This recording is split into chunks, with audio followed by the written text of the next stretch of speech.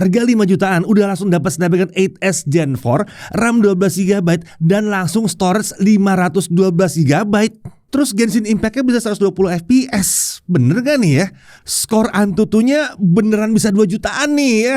Bodinya ini udah IP68, baterainya tambah gede jadi 6500 mAh, charging 90 watt, layar AMOLED high resolution, desainnya juga jauh lebih keren sih menurut kami ya. Ini yang baru beli Poco F6 kemarin, apa gak sakit hati nih ya? Tapi tenang, kami paham kalau sampai kalian nonton video ini, kalian mau tahu kan hasil pengujiannya seperti apa? Apa iya smartphone saat ini sebagus itu? Langsung aja kita mulainya. Ini Poco F7.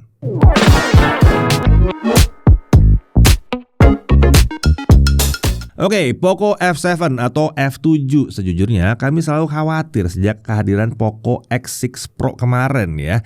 Ini Poco memberikan loncatan performa yang ekstrim untuk satu generasi ya. Kedepannya upgrade-nya mau apa lagi yang ditawarin? Jangan-jangan nanti malah downgrade yang berikut-berikutnya ya. Tapi setiap rilisan baru sampai sekarang Poco itu konsisten membuat kami terkejut. Selalu ada aja upgrade yang ditawarkan. Untuk kalian bingung pilih Poco X atau Poco F saat ini, saran dari kami adalah kalian pilih dulu mau Dimensity atau mau Snapdragon.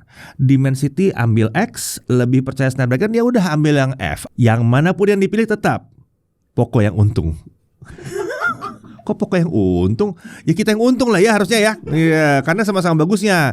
Nah, Poco X7 Pro yang kemarin itu sudah ada video reviewnya. Dan kalau kalian belum nonton, artinya mungkin karena kalian belum subscribe, jadi udah tahu ya harus ngapain ya. Nah, untuk video kali ini, mari kita bedah lebih dalam si Poco F7. Kita mulai dari paket penjualannya. Di sini tentunya ada unit dengan screen protector yang langsung terpasang. Lalu ada case-nya, ada kabel USB-C, dan ada chargernya. Ini adalah charger 90 watt. Lalu ada SIM injector dan paket dokumen. Jadi paket penjualannya masih cukup lengkap. Nah, untuk desain, kami jauh lebih suka desain yang sekarang ketimbang pendahulunya. Jauh lebih premium, jauh lebih solid, dan tidak terasa murahan sama sekali di tangan ya. Kalau dilihat ya nggak tahu, itu preferensi pribadi. Nah, untuk back cover ini dari kaca dengan konsep dual tone. Jadi seperti ada garis pemisah antara sisi atas dan sisi bawahnya.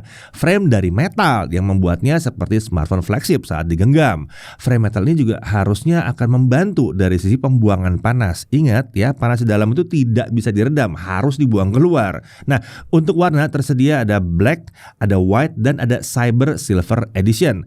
Yang satu ini terinspirasi dari cyborg yang melambangkan kecanggihan dan futuristik aja. Ditambah di sini ada logo Qualcomm-nya juga di sisi back cover-nya. Untuk dimensi 163,1 x 77,9 x 8,2 mm dan bobotnya sekitar 216 gram. Menurut kami ini bodinya tergolong besar dan tebal dan juga belum bisa dibilang ringan yang satu ini. Tapi ini kita maklum ya, karena baterai super besar di 6500 mAh, frame-nya metal dan back cover dari kaca. Ini jelas akan menambah bobotnya juga. Lagian kalian yang minta kan baterai besar, frame dari metal dan back cover dari kaca. Kalian yang minta loh, diturutin nih sekarang ya. Nah, bodinya sendiri udah punya sertifikasi IP rating, IP68, tahan debu juga tahan air. Jadi ini kecemplung harusnya masih aman, tapi jangan diajak berenang apalagi di air laut. Nah, ini adalah upgrade yang signifikan kalau dibandingkan dengan Poco F6 yang dulu kan di IP64. Kalau IP64 jangan diajak masuk dalam air ya, nggak bisa, kecemplung nih, udah masalah itu ya. Hujan-hujan doang lah kalau yang satu itu. Nah, di sisi kanan ada tombol power, tombol volume up and down, lalu di sisi atas ada mikrofon, kirinya kosong. Di sisi bawah ada SIM tray dual SIM tanpa slot micro SD. Lalu di sebelahnya ada mikrofon. Dan di sebelahnya lagi ada port USB 2.0 dan ada grill speaker. Nah, speaker ini stereo ya, dan pasangannya ada di bagian earpiece. Suara cukup bagus dan speaker stereo cukup balance untuk kedua sisinya. Lumayan jernih, detail juga udah mencukupi lah. Untuk overall speakernya udah cukup baik untuk kelas harganya. Beralih ke sisi depan, ini adalah layarnya yang 6,83 inci Crystal Res. Namanya ini 1,5K Flow AMOLED display. Resolusinya 2772 x 1280 pixel. Lalu dia pakai Corning Gorilla Glass 7i ya. Jadi ya ada pelindungnya di sini. Untuk refresh rate up to 120 Hz dengan kemampuan adaptif dari 30 sampai 120 Hz. Sejauh pengujian kami, refresh rate-nya emang belum bisa turun di bawah 30 Hz. 30 Hz pun baru temukan di always on display. Untuk skenario umum, refresh itu akan turun ke 60 Hz ketika buka app tertentu seperti YouTube misalnya. Atau ketika lagi standby di home screen, refresh rate juga bisa turun ke 60 Hz. Untuk touch sampling rate menurut Poco ini terbagi dari 3 mode ya. mode normal itu bisa nyampe 120 Hz. Ada mode gaming sampai 480 Hz. Lalu ada instant itu bisa sampai 2560 Hz. Jadi responsivitas layarnya itu bisa berubah-ubah tergantung lagi dipakai buat apa. Yang jelas pada prakteknya sehari-hari kita pakai buat tap-tap, nge-swipe itu nggak ada rasa delay-delay yang mengganggu. Layarnya ini tergolong cukup responsif. Untuk brightness diklaim bisa mencapai kisaran 800 nits untuk typical dan 1800 nits untuk HBM. Nah, saat kami uji brightness maksimum untuk indoor itu ada di kisaran 620 nits. Dan saat dilakukan untuk simulasi outdoor itu brightnessnya naik di atas 1000 nits. Meskipun belum mencapai klaim Poco, tapi ini udah aman banget dipakai di tengah siang bolong lah ya, di bawah matahari. Terkait warna layar, ada beberapa mode warna yang disediakan. Ada Original Color Pro, ada Vivid, Saturated, dan Advanced Settings untuk tuning-tuning manual. Untuk Original Color Pro, gamut coverage ada di 98,9% sRGB dengan gamut volume di 103,4% sRGB. Untuk Vivid, gamut coverage di 98,6% DCI-P3 dengan gamut volume di 102,9% DCI-P3. Untuk Saturated, gamut coverage ada di 100% DCI-P3 dengan gamut volume di 120,6% DCI-P3.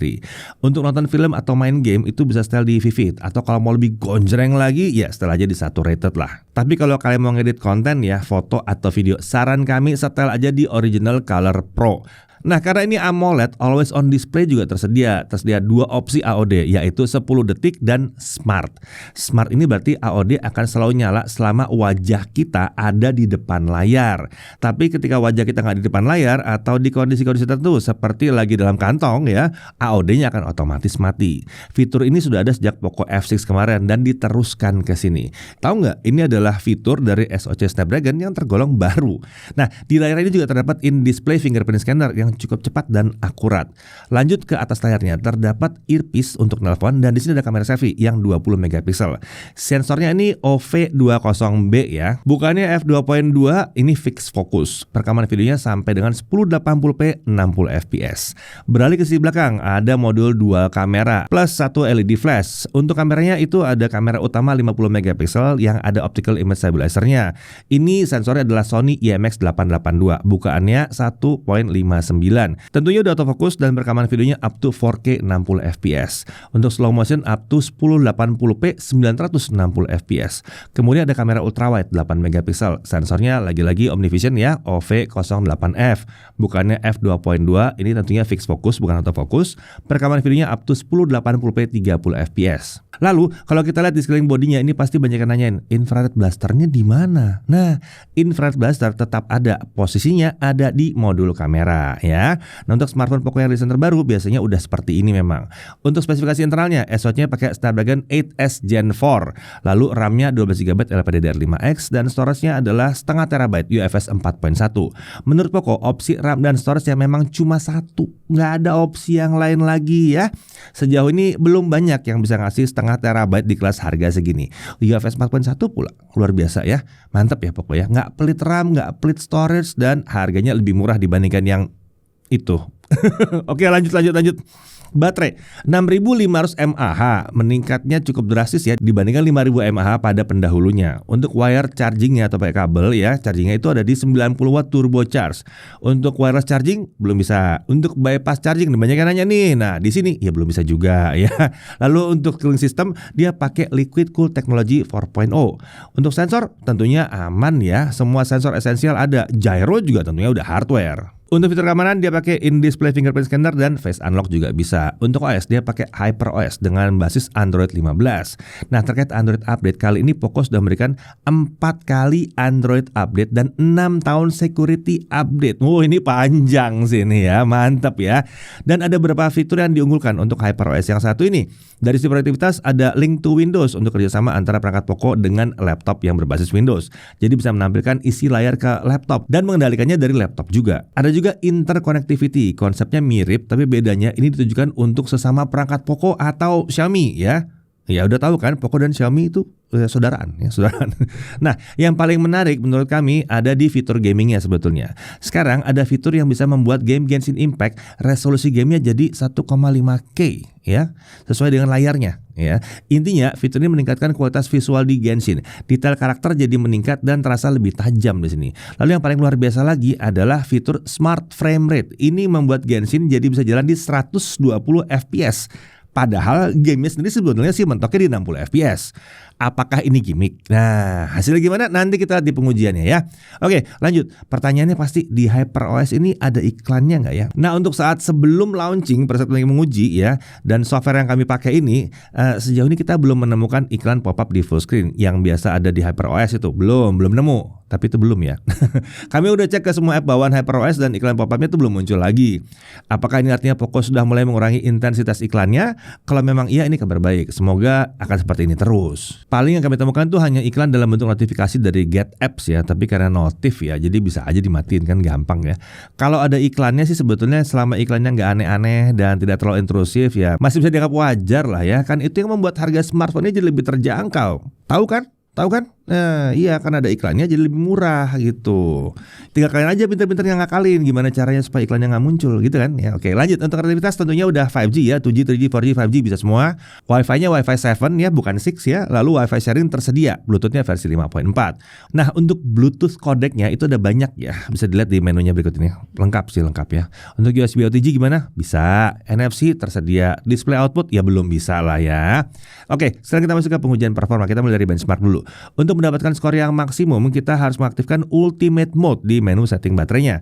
Terlihat di sini skor Antutunya kalau di mode balance itu memang di 1,9 jutaan ya. Jadi kalian jangan protes kalau dapat 1,9 jutaan terus dibawa ke service center, jangan ya. Hidupin aja Ultimate Mode-nya.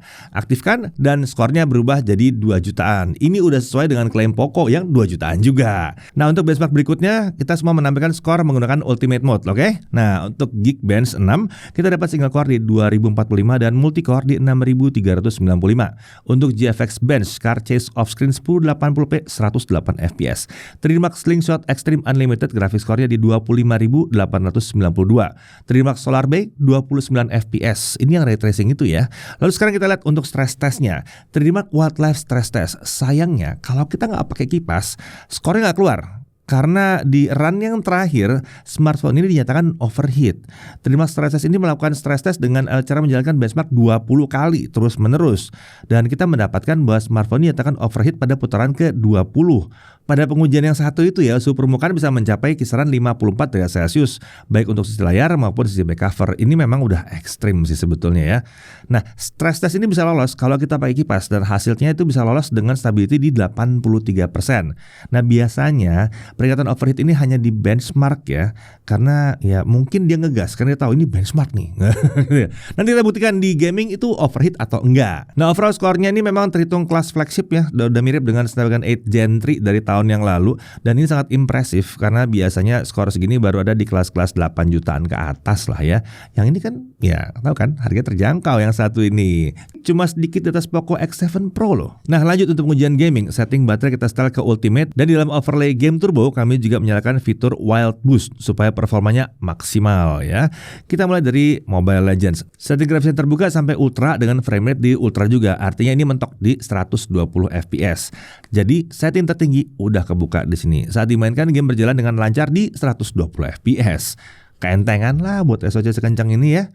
Lanjut untuk Real Racing 3. Sayangnya yang ini nyangkut di 60 fps. Seperti biasa, ini kayaknya akibat refresh rate layarnya yang otomatis turun ke 60 Hz saat masuk game ini. Apapun setting refresh rate yang kita gunakan, itu tetap dia akan turun ke 60 Hz. Lanjut ke Subway Surfer, sama di sini juga ya, dia nyangkut di 60 fps, tapi bukan karena nggak sanggup lebih dari itu, tapi karena layarnya yang refresh rate-nya nyangkut di 60 Hz. Bukan hal yang buruk karena gamenya jalan mulus lancar. Lanjut untuk PUBG Mobile, untuk setting maksimum yang bisa dipilih adalah grafis smooth dengan frame rate di Extreme Plus, artinya 90 fps. Sayangnya ini belum kebagian setting 120 fps ya. Nah, ini juga kami temukan di smartphone lain yang pakai SoC Snapdragon 8s Gen 4 juga, sama kelakuannya ya. Dan ini adalah hal yang umum terjadi di SoC yang baru. Developernya kayak masih butuh menyesuaikan lagi lah ya, atau belum percaya gitu.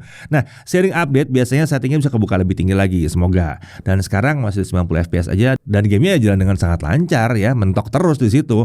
1 jam dimainkan pun performanya stabil terus. Gyro aman di sini, mulus lancar tanpa masalah. Lanjut ke Genshin Impact, setting highest 60 fps. Iya dong, dipentokin aja langsung ya. Kita mainkan untuk traveling seperti biasa selama setengah jam dan frame rate bisa ada di kisaran 55 sampai 60 fps terus menerus. Tidak ada penurunan performa yang signifikan di sini. Belum yang luar biasa mulus banget, dan kami masih bisa menemukan stutter saat pengujian pengujian. Tapi ya nggak ada masalah juga sebetulnya. Nah sekarang kita cek suhunya. Untuk si layar terpanas di 44 derajat Celcius. Penyebaran suhunya itu ternyata cukup merata ya di layarnya ya.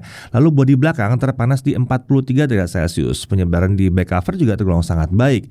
Nah karena frame-nya metal, otomatis sisi frame juga cukup tinggi ya, bisa mencapai 43 derajat Celcius juga. Walaupun masih dalam batas yang lumayan aman lah ya. Tapi kalau kelamaan sampai panasnya rata begini ya mungkin agak kurang enak juga di tangan. Nah sebetulnya ini bisa jadi hal yang baik untuk prosesornya, karena artinya suhu bisa tersebar atau dibuang dengan baik ke seluruh sisi bodinya. Tapi ya tadi itu ya, tangan kita yang merasakan panasnya jadinya ya, terutama kalau kena frame-nya, apalagi frame sisi kiri. Jadi meskipun performanya sudah sangat baik tanpa kipas, supaya lebih nyaman, saran kami sih pakai kipas pendingin. Untuk ranking, performa seperti ini layak dapat ranking S. Oke, sekarang mari kita buktikan fitur spesial dari Poco, yaitu Genshin Impact 120 FPS. Cara mengaktifkannya adalah dengan cara masuk ke overlay game turbo, pilih performance setting, lalu pilih enhance visual. Di dalamnya ada opsi smart frame rate. Nah, saat kami uji, game ini ternyata beneran bisa jalan di 120 FPS. Mulusnya beda jauh dengan 60 FPS nih. Dan menurut kami ini tidak terasa seperti interpolasi frame. Tapi jelas beban frame rate seperti ini akan lebih berat ya. Dari pengujian kami di sekitar menit ke-14, frame rate-nya turun ke 80-an FPS, tapi perlahan bisa naik lagi. Bisa naik lagi sedikit ke kisaran 90 sampai 100 FPS. Kalau udah panas dia turun lagi ke kisaran 80 FPS. Yang membuat kami penasaran adalah kok bisa? Ini benar 120 FPS frame rate asli atau akal-akalan software? Nah, jadi kita tes dengan merekam video 120 FPS juga.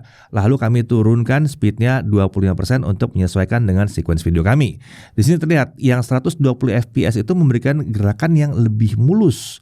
Sedikit catatan juga, fitur smart frame rate ini belum bisa buat semua game ya. Belum semuanya bisa ya. Dari beberapa game yang kami coba, kami baru menemukan fitur ini jalan di Genshin Impact dan Honkai Star Rail. Nah, untuk suhu permukaan saat kita mainin Genshin Impact di 120 FPS ini jadi sedikit lebih tinggi, 45 derajat Celcius untuk seluruh sisinya, baik sisi layar, sisi back cover, dan frame-nya juga. Terlihat sekali bahwa Poco membatasi suhu di kisaran 44 sampai 45 derajat Celcius untuk game yang satu ini.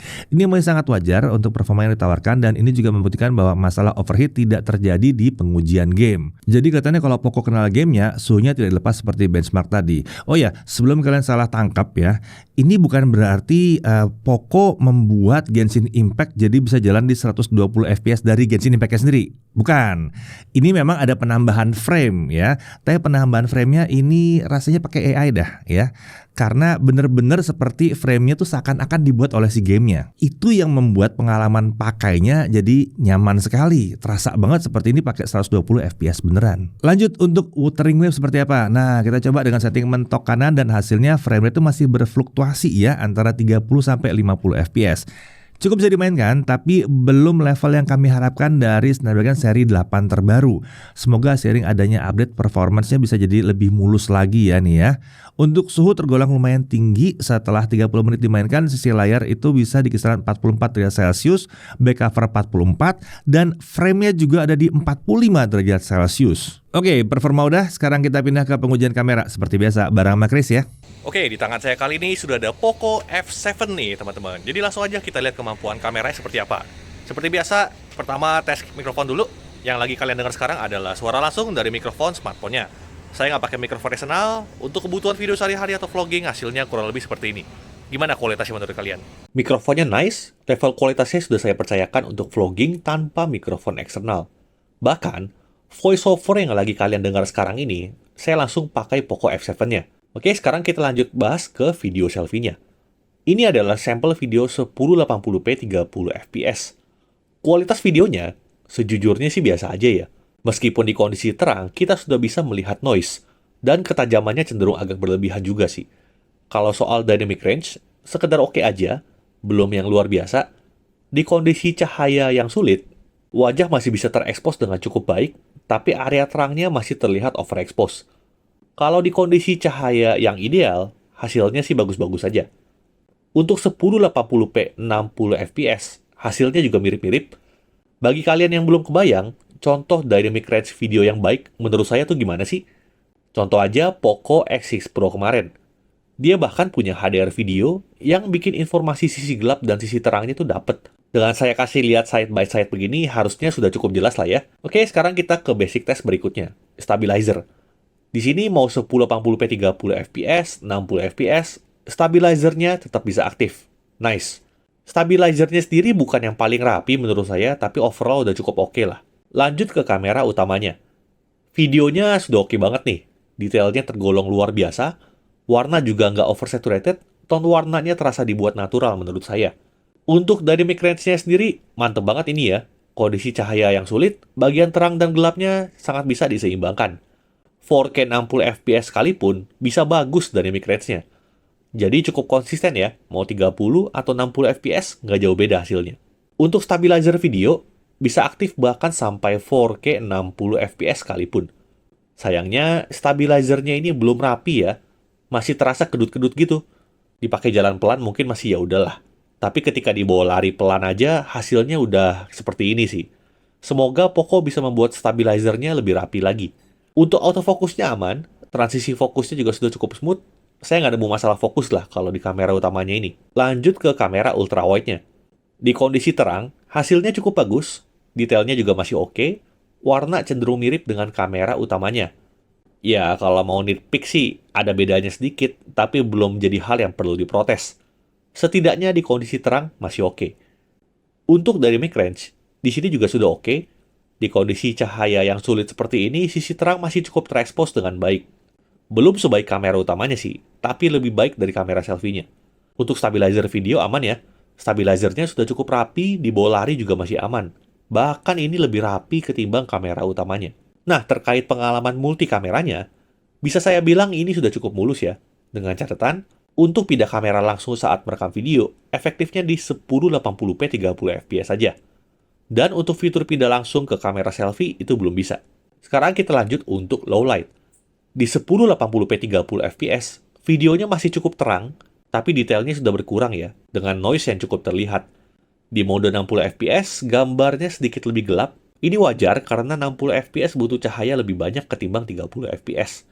Ini hasil yang mirip seperti Poco X7 Pro kemarin sih. Kayaknya sih ini sensor kamera selfie yang sama ya. Oke, untuk stabilizernya gimana? Aman sih di sini. Jitternya ada tapi di level yang wajar.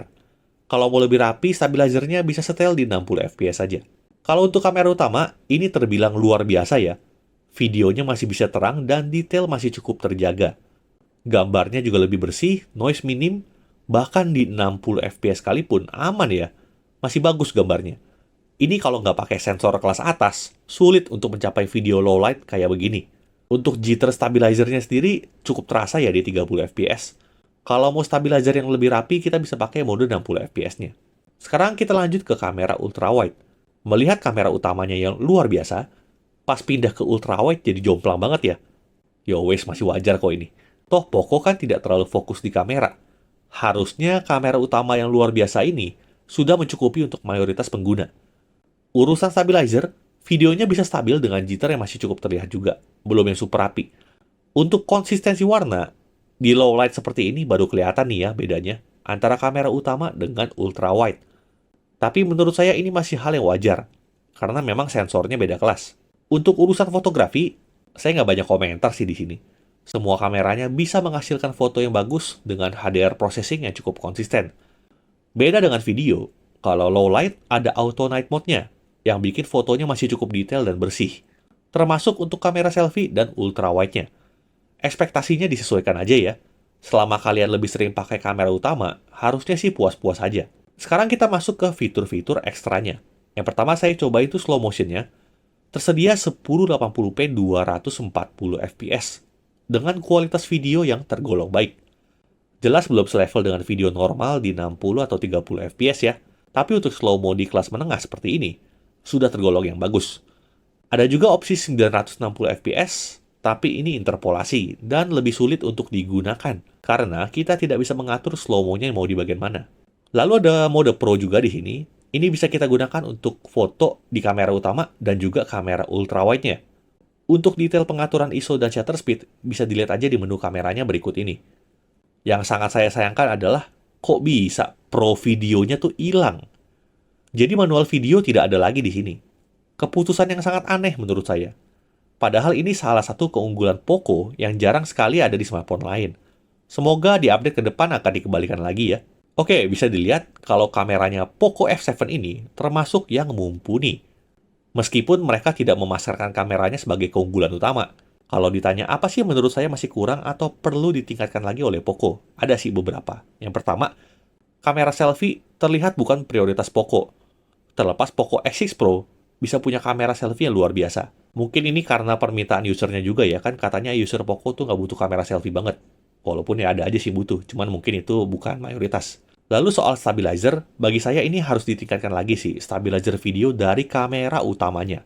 Lalu untuk kamera ultrawide, ekspektasi kalian harap disesuaikan. Jangan heran saat pindah ke kamera ultrawide, kok kayak beda jauh ya hasilnya. Ini masih wajar untuk kelas harga segini. Terakhir paling soal pro video aja sih. Kok hilang di Poco F7 ini? Soalnya di versi-versi sebelumnya ada kok. Jadi mari kita lihat aja keputusan Poco seperti apa ke depannya. Semoga sih di update berikutnya diadain lagi ya. Terlepas dari komplain saya, smartphone ini tetap layak untuk kalian pertimbangkan kalau kalian mencari smartphone dengan prioritas pada kameranya. Tapi perlu diperhatikan ya, bagus atau tidaknya kamera tidak sesimpel itu. Sebaiknya kalian perhatikan dari pengujian ini, keterbatasan yang ada itu penting atau tidak untuk kalian. Oke? Sekian pengujian kameranya Poco F7. Kita lanjut lagi ke pembahasan berikutnya.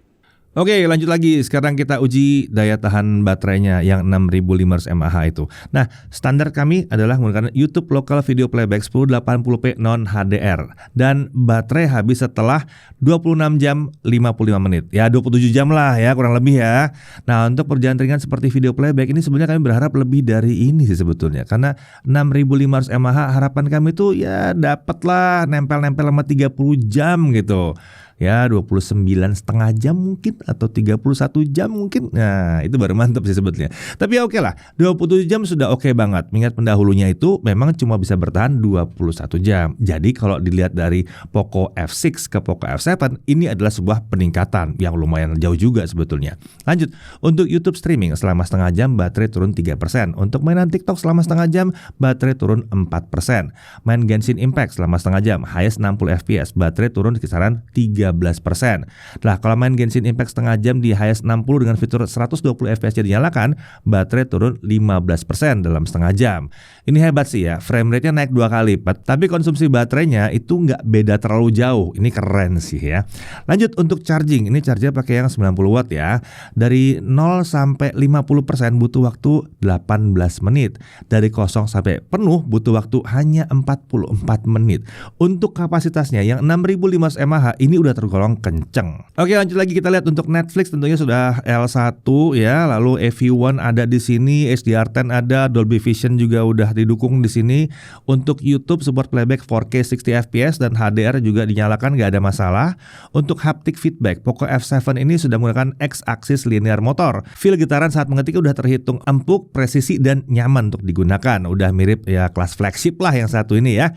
Nah, kalian pasti nanya ya, harga tepatnya di berapa sih? Nah, saat video ini dibuat kami belum bisa menyebutkan harga pastinya ya. Jadi kalau mau tahu harga pastinya cek di deskripsi ya. Cek deskripsi, jangan malas lihat di deskripsi ya. Harganya mengejutkan lah yang jelas ya. Mengejutkan ya. Tidak semahal itu, enggak mengejutkan di bawah, murah kok ya. Oke, kita masuk ke hal yang perlu diperhatikan. Pertama, kamera selfie-nya ini belum sebaik Poco X6 Pro. Tapi untuk kamera utamanya Poco F7 ini jelas lebih oke. Kemudian entah kenapa spesifik fitur Pro Video, nah itu hilang di Poco F7 ini. Padahal ini selalu yang kami banggakan kalau kita menemukan handphone dari Xiaomi atau Poco. Selalu ada nih, kenapa di sini hilang nggak tahu. Lalu always on display ini belum yang benar-benar bisa selalu menyala, tapi udah ada mode smart sih, jadi harusnya nggak terlalu masalah juga. Lalu dia belum punya fitur bypass charging, dia juga belum support eSIM, bodinya juga terasa tebal dan berat saat digenggam ya. Ini efek samping dari baterai 6500-nya ya, karena ini sepertinya belum pakai silikon karbon. Suhunya mungkin kelihatan di 44 sampai 45 derajat Celcius ya. Sebetulnya itu nggak tinggi-tinggi amat kalau itu cuma satu titik doang, tapi ini merata ke semua titik, ke semua seluruh bodinya gitu. Jadi kalau pada saat gaming ini berasa banget ya bahwa dia jadi anget di sini. Lalu untuk game seperti PUBG dan Wuthering Waves ini masih butuh optimalisasi lagi dari developernya nih ya, karena ini mungkin gara-gara dia adalah SoC yang tergolong baru. Lalu untuk benchmark, nah ini berpotensi overheat di benchmark ya, di benchmark bukan di game. Di game sih baik-baik aja ya. Kemudian back covernya ini fingerprint magnet banget ya sebetulnya ya, jadi mesti ngelap-ngelap mulu gitu. Oke, lalu dari sisi menariknya, pertama, menurut kami desainnya jauh lebih keren ketimbang pendahulunya. Lalu frame metal ini memberikan kesan lebih premium dan tentunya untuk gaming ini malah bagus karena dia membantu penyebaran suhu. Terbukti kan rata banget dibuang suhunya tuh ya, mantep ya. Lalu Snapdragon 8S Gen 4-nya ini performanya luar biasa kencang, terutama buat kelas harganya. Genshin bisa jalan 120 fps dengan lancar. Ini juga masih fitur yang langka ya untuk yang bisa jalan mulus dan lancar seperti ini. Udah punya rating IP68 juga di sini, jadi kalau kecemplung nggak sengaja juga aman. Layar udah AMOLED 120 Hz, RAM dan storage-nya ini terbesar saya di kelasnya ya. Jarang adalah yang bisa ngasih RAM 12 dengan storage setengah tera di kelas harga segini. Charging ini juga kencang banget ya, dan charger masih dalam box kan. Update OS ya, udah langsung dapat 4 tahun untuk update OS dan 6 tahun untuk security update. Lalu speakernya stereo, infrared blaster ada, NFC ada, in-display fingerprint ada, konektivitasnya udah kekinian. Nah, pada akhirnya Poco F7 ini cocoknya buat siapa sih sebetulnya? Buat kalian para gamer smartphone dengan budget yang nggak nyampe ke flagship. Nah, ini udah cocok banget nih pakai smartphone yang satu ini nih. Perpaduan prosesor yang sangat kencang ditambah dengan RAM dan storage yang besar banget itu membuat Poco F7 ini cocok untuk pemakaian jangka panjang sebetulnya. Harusnya kalau dari sisi performa sih 3-4 tahun masih aman lah yang satu ini ya. Game-game berat juga sekarang masih di kisaran 30-40 GB ya. Sampai cerita Genshin tamat pun rasanya masih sanggup nih harusnya ya. Lalu ini juga cocok untuk yang mencari smartphone yang serba bisa cocok ya, karena nggak cuma performanya aja yang oke. Kamera, mikrofon, layar, speakernya itu jadi untuk kebutuhan apapun bisa gitu. Bisa terpenuhi lah di sini, nggak cuma buat gaming doang. Lalu smartphone ini juga cocok untuk para pemuja Snapdragon. Poco X7 Pro kemarin pakai Dimensity dan sampai detik ini masih ada yang dari kalian tuh yang anti banget kayaknya MediaTek ya. Ya udah, Poco mendengar dan ini jawabannya ya. Mau MediaTek ambil Poco X7 Pro, mau Snapdragon ambil Poco F7. Simple ya, nggak usah ribut-ribut ya, belanja aja langsung. Poco F7 ini menurut kami memang layak menyandang gelar flagship killer ya. Jadi dia membunuh flagship killer gitu. Bukan spesifik flagship killer ya. Karena yang diserbu oleh yang satu ini adalah para flagship killer sebetulnya. Karena harganya emang jauh lebih rendah. Ini good job ya untuk Poco Indonesia ya. Semoga kalian yang mau smartphone ini bisa kebagian dengan harga yang normal. Saya Deddy Irfan, Jakarta Ibu TV.